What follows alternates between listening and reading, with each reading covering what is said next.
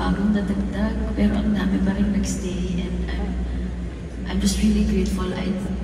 I don't deserve that much love and effort, and huy, umiiyak siya. Iiyak din ako. Pero ayun, palagi namin pa nag-uusapan ni TJ, hindi namin maintindihan kung bakit may mga taong ganong klase mahal. Na minsan pumupunta sila sa mga shows, kahit yung mga nandun sa Jen at nag-e-effort pumabiyahe, alam naman nila hindi namin sila physically pupuntahan. Pero thank you po, maraming salamat. Ikaw na nga.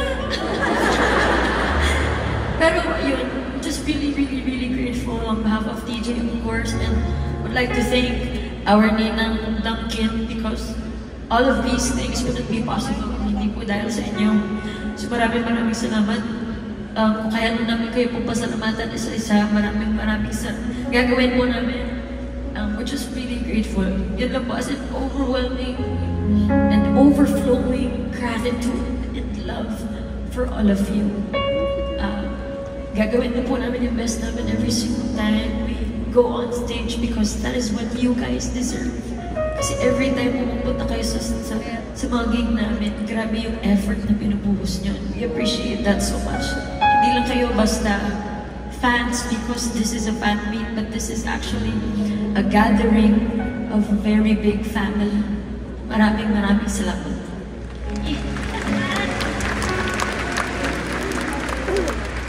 Ay, hirap to.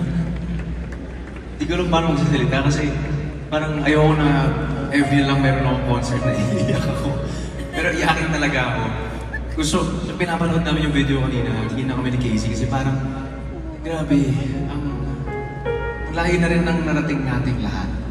At ang layo na rin ng narating mo, layo na rin ng narating natin. At grabe kayong lahat. Yung parang, it's been years na magkasama tayo. Bumalik lang lahat talaga ng alaala, mga humble beginnings namin, kung paano kami nagsimula. Kaya tulad na sabi ni Casey, wala kaming ibang nararamdaman ngayon, kundi gratitude lang talaga. Pasasalamat sa inyong lahat, at syempre sa Panginoon. Tuloy mo. Dahil kung hindi po dahil sa kanya, hindi po mangyayari ang lahat ng to. Kung hindi po niya binigay ang talento, tuloy mo. Alam mo yung script ko. Alam na yung sabihin ko. Pero ganun kasi talaga yung nararamdaman namin every time. Feeling namin, hindi namin deserve ang lahat ng to.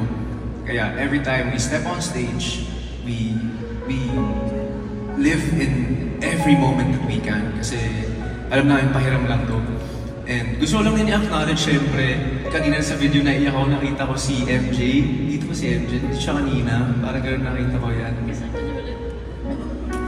Ang hirap ikwento. Kasi napanood ko, si MJ, nanood siya nung unang concert namin ng sa Healing Mundo sa NFTO. Nanood siya ng concert namin, tapos kasama niya yung husband niya. Tapos nung nag-usap sila na manonood ulit ng concert ko, yung mas malaki sa sarili nating mundo. Pero ngayon, nung husband niya nung time na yun, wala na.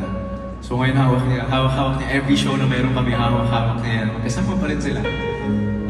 Maraming salamat sa suporta, and we love you. Na-amaze lang kami, kaya ganito yung nararamdaman namin ngayon kasi sobrang amazing lang na yung mga simpleng storya namin na ginagawa, mga simpleng kantang sinusulat namin, ay sinishare nyo. You make our stories your stories also. So sobrang salamat po. Maraming salamat sa inyo lahat.